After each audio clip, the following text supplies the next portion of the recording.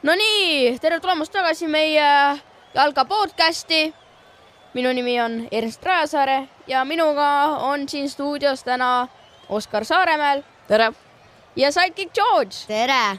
Ja tänaseks saate teemaks on siis Rahvuste Liiga, Eesti versus Argentiina, maailmameistrivõistluste kvalifikatsiooni play-offid ja finalissima.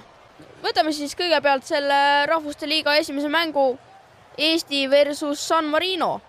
Eesti on siis kõige madalamas grupis, D-grupis ja sealt peab võtma maksimumpunktid. Esimene mäng oli siis San Marino A Le Coq Arenal. Eesti võitis selle mängu 2-0. Esimese värava lõi siis esimesel poolel Robert Kirss. Tuli pall karistusalasse karistuslöhist Konstantin Vassiljevilt, käit taha postist, pall peaga penaltipunktile ja Kirss sealt virutas sisse. Umbes 10 minutit peale seda väravat tuli Joonas Tamm ja virutas peaga sisse. Peale seda, siis ei löödud enam mitte ühtegi väravat, sest teisel poolel ei suutnud mitte ükski meeskond väravale väga ohtlikuid pealelööke teha. Mis sa arvad, Oskar, kas Eesti mängis väärikalt San Marino vastu? Jah, Eesti mängis väga hästi, aga ma ütleks, et San Marino küll väga viisakalt ei mänginud, üsna jõhkralt. Mis siis valesti läks, et miks ei löödud rohkem väravaid? San Marino pressis vastu ja Eestil oli palju võimalusi, aga ei löönud ära. Georg, kes oli sinu mängu parim? Mina jätan selle küsimuse vahele, kuna ma ei mäleta mitte kui tuhkagi sellest mängust. See on huvitav vastus. Liigume siis selle nädala, ma arvan, et ühe kõige tähtsama mängu juurde, mis oli siis finalissima Itaalia versus Argentiina.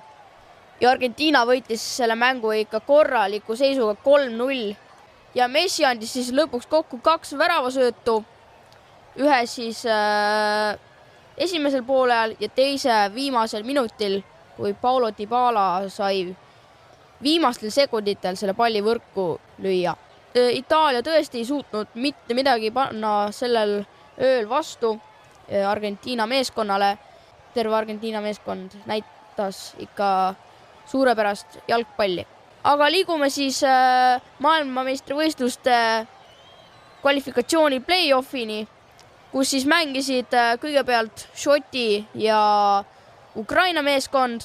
Ukraina võttis sealt ühe magusa 3-1 võidu, sealt siis läks edasi viimasesse mängu ja kui oleks selle võitnud, oleks Ukraina saanud MM-ile. See mäng hakkas päris hästi Ukraina jaoks, said kokku lõpuks 6 pealelööki. Wales siis sai selle ajaga 1 pealelöögi, aga siis Wales sai karistuslöögi ja Bale pani palli kasti, aga sealt Jarmolenko sai küll pea vahele, aga suunas palli enda värava poole ja sealt väravaht ei suutnud reageerida ja pall lendas otse paremasse nurka. Aga nüüd on siis see, et Wales on üle pika aja tagasi MM-il. Liigume siis selle nädala ka ühe kõige tähtsama mängu juurde. Eesti versus Argentiina, ajalooline mäng. Nüüd on Eesti ametlikult mänginud kõikide maailmameistritega. Ja võtame siis selle mängu kokku. Lionel Messi tegi sellise Hispaania triumfi, et vähe ka ei olnud. 5 väravat Eesti Kalevipoegade vastu ja see oli siis terve Argentiina meeskonna peale. Et tõesti, Messi näitas ikka korralikku jalgpalli. Mis sa arvad, Oskar, kes oli eestlastest kõige parem selles mängus? Eestlastest ma ütleks, et kõige paremini mängis Mattias Käit. Ja mulle ka tundus, et Mattias Käit oli väga hea triblamises ja tekitas väga palju šansse. Aga Georg, sinu arvamus, kes oli kõige parem selles mängus eestlastest? Käit oli üks mu lemmikutest. Ja mul väga seal ei olnudki, kuna ma ei tea, rohkem domineeris seal Argentiina, seega ma väga ei saanud näha, mida Eesti mängijad said seal platsil mängida. Aga kes teie arvates mängis kõige halvemini selles mängus? Eesti poolelt mängis kõige halvemini Matvei Igonen. täiesti nõus. Georg, sinu arvamus? Matvei Igonen. Ja miks Matvei Igonen? No minu meelest, kuna ma olen ise ka väravaht, siis ta oleks pidanud need mõned pallid isegi mitte laskma väravasse sisse.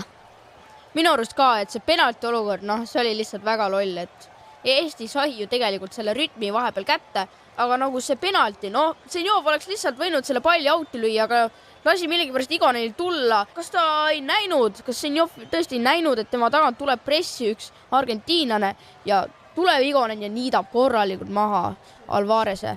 Aga siis oli esimese 8 minutiga seis 1-0 ja sealt need väravad tulid.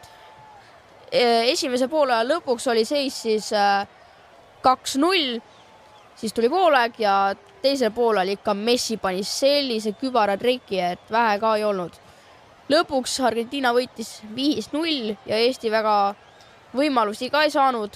Tegi umbes 2 pealelööki selles mängus. 1 jõudis raami ka, aga muidu mängis tegelikult ju Eesti päris hästi, kui nüüd arvestada sellega, et nende vastaste tiimis oli ikka üks maailma parimaid ja andekamaid jalgpallureid ja üldse terve Argentiina meeskond oli väga hea. Et tõesti, Eesti minu arust näitas väga head jalgpalli hoolimata seisust. Kui sa mängid tõesti siukse 2-kordse maailmameistri vastu, nagu seda on Argentiina, sul ei ole midagi teha.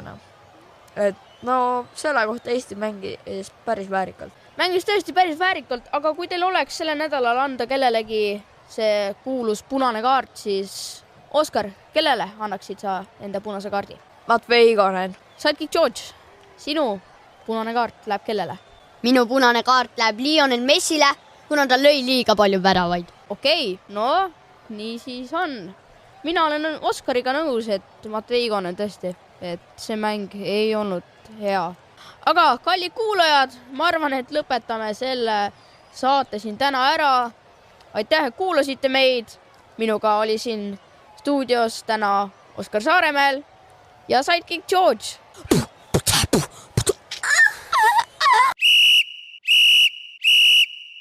Ja nüüd lisaaeg. Sidekick George'i anekdoot. Jalgpallimõistatus. 2 jalgpallimeeskonda mängivad üksteise vastu. Kodumeeskond võidab, kuid väravat ei löönud ükski mees kummastki meeskonnast. Kuidas see saab olla? Vastus. Need olid naiste jalgpallimeeskonnad.